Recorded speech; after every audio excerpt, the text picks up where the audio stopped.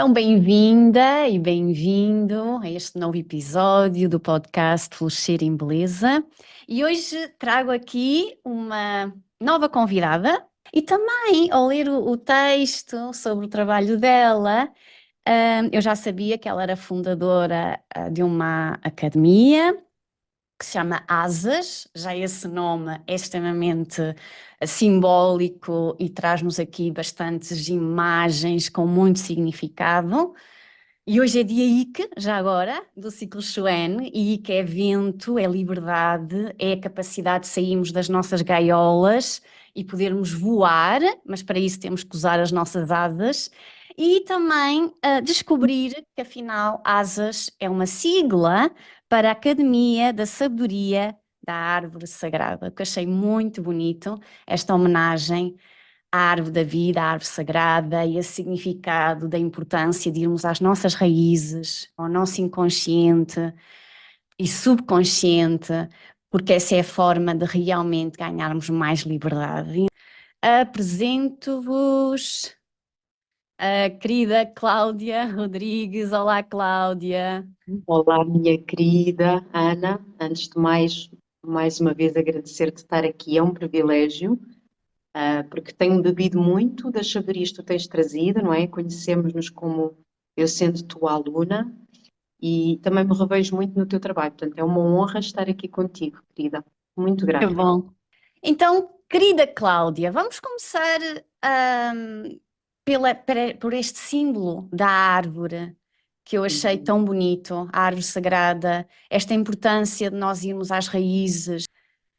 É um transbordar mesmo, não é, Ana? Eu vou começar, se calhar, aqui pelo que tu primeiro falaste, o nome asas, não é? Porque asas, isto dá logo assim, como tu dizes, uma intenção, quem escutar, quando este nome veio, de liberdade, não é? De voar. Mas isto pode nos levar, como tu falas, e eu concordo contigo, para esta história do New Age. Nós muitas vezes estamos a querer libertar-nos, estamos a querer trazer leveza à vida, mas sem primeiro entrarmos em contacto com o que nós carregamos, com os nossos pesos, não é? Aquilo que nós escolhemos carregar de alguma forma. Então, se nós formos mais fundo no nome, como tu falaste, da Academia, da Sabedoria, da Árvore Sagrada, para nos levar realmente para as nossas raízes, porque muito facilmente nós podemos usar a espiritualidade para continuar a projetar fora, para fugir, às vezes ainda é uma fuga maior, queremos realmente ter asas para fugir do que nós temos, não é? Quando o caminho para mim tem-me mostrado que é o contrário, que é o acolher, é o estar realmente com o que eu posso ter, olhar para aquilo e, claro, sem qualquer tipo de. E isto tem sido o meu processo também de trabalhar isso, de autorresponsabilidade, de trazer para mim, porque nunca é sobre os outros, não é, querido? Isto tem sido o meu trabalho, de olhar para isso, nunca é sobre os outros. E não há nada que de alguma forma não esteja ligado a mim, ao meu interior e à minha história. E vamos por essa parte falando que eu comecei, se calhar um bocadinho diferente de ti, se calhar com 20 e tal anos a despertar um pouco mais para a espiritualidade. Tinha crises profundas de choro, de sentimentos de vazio, há quem lhe chama hoje em dia de depressões, sentia-me extremamente perdida. A vida que eu tinha supostamente não me faltava nada, mas eu sentia que me faltava a mim mesma, sem ter consciência, esta consciência que eu tenho agora de verbalizar isso, eu acho que me faltava a mim mesma. Tinha um casamento onde eu, de alguma forma, estava estável e confortável, uma profissão onde eu ganhava muito bem, eu estava na área da estética. Eu comecei com o exterior, com o fora, que era um negócio incrível, que me dava realmente dinheiro, que me dava estabilidade, tinha uma casa, tinha supostamente tudo o que eu precisava. Mas eu tinha constantemente estas crises, um vazio existencial, não é? E quando eu comecei a procurar esse meu interior, que eu estava tanto no exterior, de alguma forma, um dos primeiros processos que eu tive foi o yoga, que foi através do yoga integral, sim. Eu comecei a receber aulas e senti-me em casa, Ana. Na primeira aula eu senti-me em casa. Eu disse que saudades que eu tinha de mim mesma. Aí eu percebi, eu tinha saudades de mim mesma. E o que me levou a isso, Ana, logo assim mais diretamente à aula de yoga, as posturas muito importantes, sim, mas foi o acto de estar presente. Eu aí percebi o quanto é que eu não estava presente, o quanto é que eu fugia do meu corpo, de mim, o quanto é que eu estava no fora, no que os outros queriam de mim, e foi o acto de respirar. Tanto que aqui uma história um bocadinho metafísica. Eu, nesse dia que tive a sala de yoga, Ana, eu tive um sonho à noite, eu ainda me lembro até hoje. Tive um sonho e durante um sonho veio como se houvesse uma voz interior, isto é algo assim metafísico, mas eu trago sempre isto para a minha história. Era uma voz que dizia pranayama, pranayama, pranayama. E eu desconhecia, supostamente nesta vivência, na Cláudia agora, esta linguagem sânscrita, não é? Este significado de pranayama. Havia algo que faltava, Ana, e eu tinha esse sentimento em mim. O que é que isto tudo está ligado então a asas? Eu fui compreendendo que quanto mais eu fui rejeitando a minha família, quanto mais eu fui de alguma forma não olhando mais profundamente para a minha história, para a minha infância, para aquilo que eu achava que era, quanto mais eu fui reconhecendo que quem eu pensava que era também é muito subjetivo, porque há tantas Cláudias numa só Cláudia, digo eu, e fui sendo tantas Cláudias, tantas experiências diferentes, com pessoas diferentes com quem eu estava ao meu lado, mas foi nessa fase de transição com 20 e tal anos, que assim que eu comecei essa formação de yoga, Ana, isso eu vejo muito também nos alunos que vêm até mim, tu deves ver isso, tu pegas numa ponta, tudo o resto existe como tu falas no teu trabalho, uma alquimia. Começou a haver uma alquimia total. Eu divorciei-me, eu comecei a mudar de profissão, ainda tinha parte da estética, eu tenho aqui um ascendente em touro, uma necessidade assim de segurança, então tinha uma parte da estética, mas comecei a dar aulas de yoga, e ainda assim, apesar de ser uma transformação muito profunda, mudei de local também, de casa, não é? A localidade totalmente diferente. Eu comecei a perceber que ainda assim, as posturas que o yoga nos traz, esta capacidade para mim, falo eu, de estar num estado meditativo, de presença, o que mais me trazia mais uma vez a conexão era a própria respiração.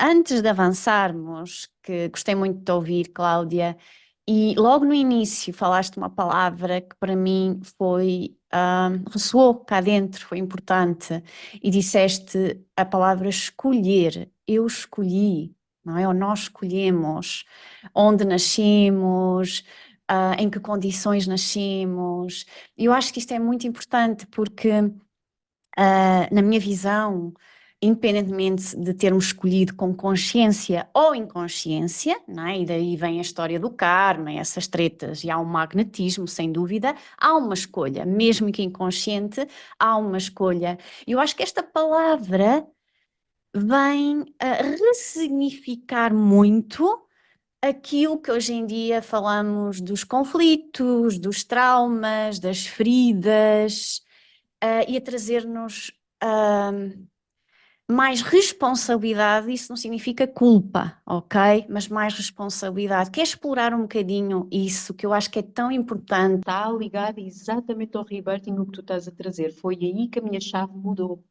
Eu comecei a tomar percepção, não vou falar da técnica, não vou falar da história do rebirthing para já, mas é o que tu estás a falar. A escolha, a nossa escolha, uma das coisas que o rebirthing toca muito e que nós duas já falámos é a concepção. E isso é das primeiras escolhas que nós fazemos. Quando o nosso pai e a nossa mãe fazem aquele Big Bang, aquela explosão, aquela conexão, não é?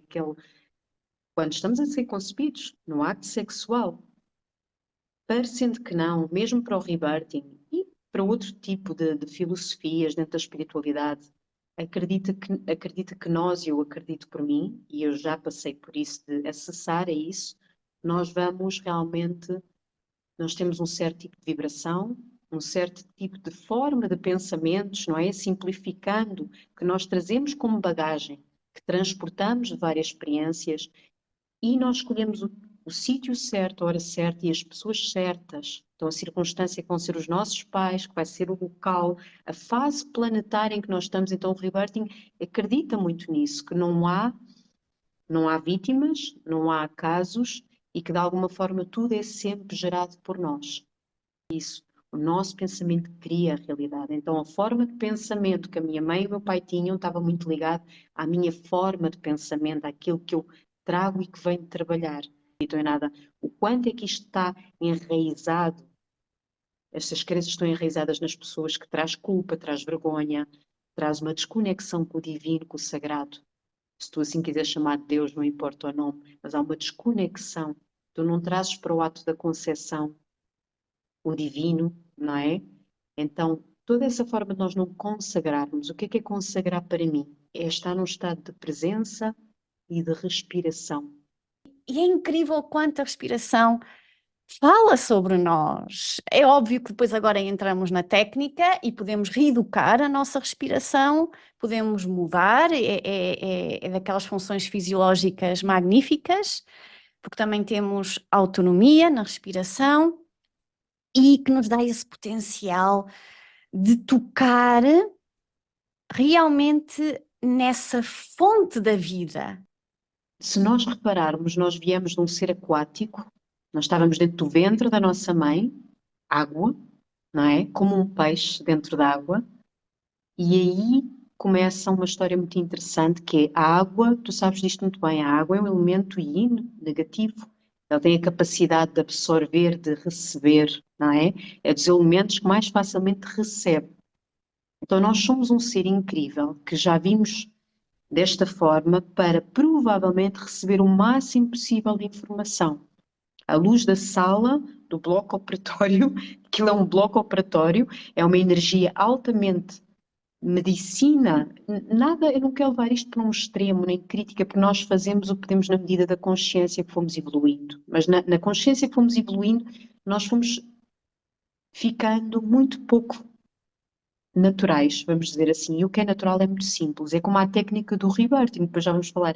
É das coisas mais simples. Eu acho que é bom trazer este assunto de forma mais pública e sem qualquer julgamento, ok? Sem julgamento, não estamos aqui a julgar ninguém, muito menos a culpar, mas é trazer mais consciência, mais reflexão, que aliás é o objetivo deste podcast, trazer reflexão e pensamento crítico para abrirmos a novas ideias. Não quer dizer que, mais uma vez, que seja a minha escolha, mas eu estou aberta a esse leque. Não é? Então esta inibição respiratória é a única coisa, se nós percebemos bem, enquanto bebés, que nós somos tão vulneráveis, tão indefesos, é a única coisa que nós conseguimos praticamente controlar. Mesmo o movimento do corpo físico nós ainda estamos a desenvolver. Repara como isto é interessante. É o primeiro acto, é a respiração, a única coisa que nós começamos a perceber que conseguimos regular. O resto nós não conseguimos regular. Eckhart Tolle tem uma expressão que eu acho que me faz muito sentido, ligando aqui as pontos com o Rebirthing e a bioenergética, que é o corpo de dor, que eu acho que está muito ligado também ao que tu estás a falar. Então, o corpo de dor, ele é uma entidade viva. O que é que acontece? A vida começa a refletir quem tu és, começa a refletir o que tu tens de crença, não é o que tu és, o que tu tens de crença, e tu não vais fundo, tu foges a essa sabotagem inconsciente. Então, infelizmente, isso acontece com muitas pessoas, as pessoas desistem porque entram em contato com o corpo de dor, com as suas identificações, vão ter que se desapegar, vão ter que morrer em vida, se nós dissermos assim, eu não quero ser dramática, mas é isso, mas isto pode ser um caminho suave, pode ser um caminho cor-de-rosa, não tem que ser um caminho forte, é um caminho para mim, e eu tenho aprendido por mim, que é tão agradável. Pode parecer desagradável, há sessões que sim, quando eu digo agradável não é dizer que vai ser tudo bonzinho e vamos todos ficar bem, não. Nós trazemos é conforto ao desconforto. Esse é o objetivo do rebirthing, tanto que nós, quando eu digo nós, parece, mas quem é um renascedor não se chama terapeuta, não gosta de se auto-intitular como terapeuta, porque não é sobre mim curar ninguém. Eu só facilito o espaço, eu tenho a ferramenta, sim, eu tenho a experiência, eu já vivenciei algumas memórias minhas que ajudam o meu campo a estar mais limpo, mais claro para o outro, posso dizer assim, mas a pessoa, o objetivo das sessões é respirar sozinho. E a quem está aqui a ouvir, grata também por teres ficado até ao final. Foi um grande episódio, o tema também exigiu. Acho que explorámos aqui questões muito, muito importantes.